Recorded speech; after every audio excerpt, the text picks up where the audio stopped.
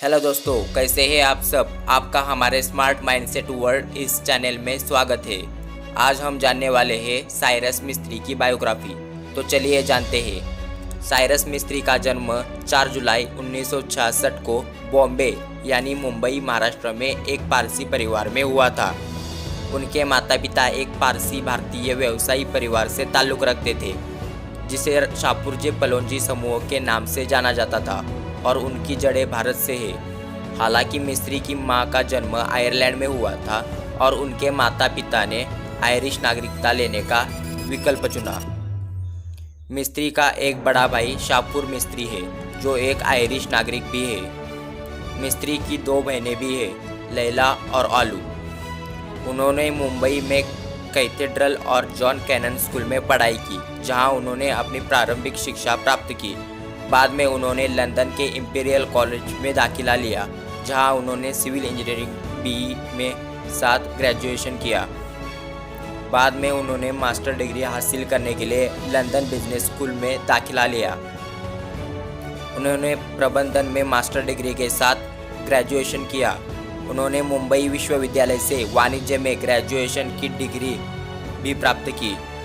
1922 में साइरस ने रोहिका छागला से शादी की थी।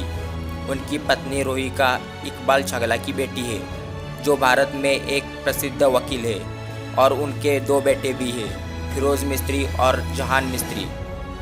तो चलिए अब देखते हैं साइरस मिस्त्री के करियर के बारे में। 1991 में वह शाहपुरजी पलोंजी एंड कंपनी के बोर्ड में निदेशक बने। 1994 में उन्हें शाहपुरजी पलोंजी समूह के प्रबंध निदेशक के रूप में नियुक्त किया गया था। दूसरी ओर उनके पिता समूह के अध्यक्ष थे। उनके पिता भी टाटा समूह के बोर्ड में बैठे थे।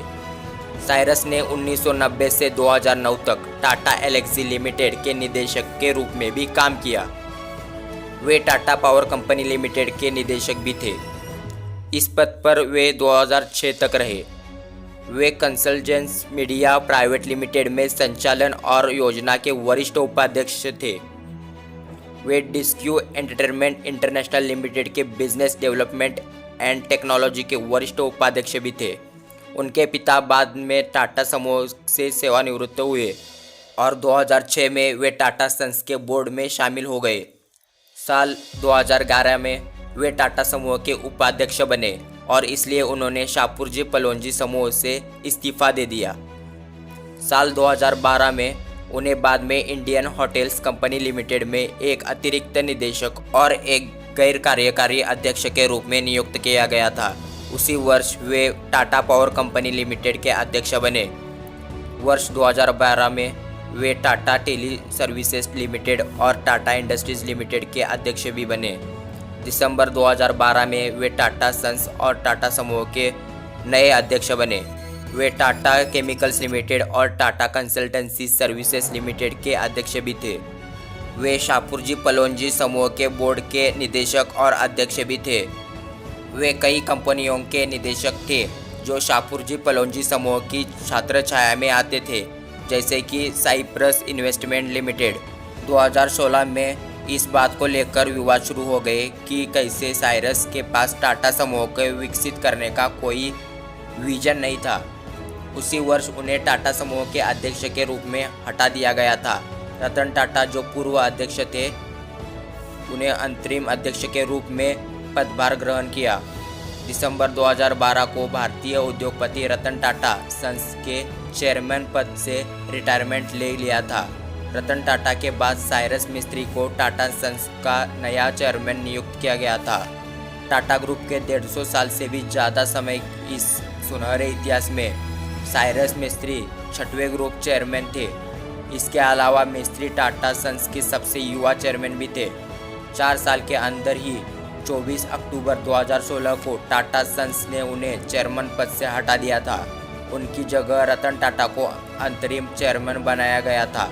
इस विवाद को लेकर टाटा सन्स का कहना था कि मिस्त्री के कामकाज का तरीका टाटा सन्स के काम करने के तरीके से मेल नहीं खा रहा था। टाटा सन्स में उनकी company Cyrus investment private limited के माध्यम से उनकी 18.4% थी। साल 2018 में उनकी कुल संपत्ति लगभग $10 बिलियन थी। वे राष्ट्रीय एकता परिषद के सदस्य थे। टाटा सन्स के पूर्व चेयरमैन और बिजनेसमैन साइरस मिस्त्री का एक कार दुर्घटना में निधन हो गया। मुंबई के पास पालघर में उनकी कार हादसे का शिकार हो गई। तो आपको ये जानकारी जानकर कैसा लगा? वीडियो इन्फॉर्मेटिव लगी तो चैनल को सब्सक्राइब जरूर करें और लाइक भी करें। वीडियो में एंड तक बने रहने के लिए थैंक यू।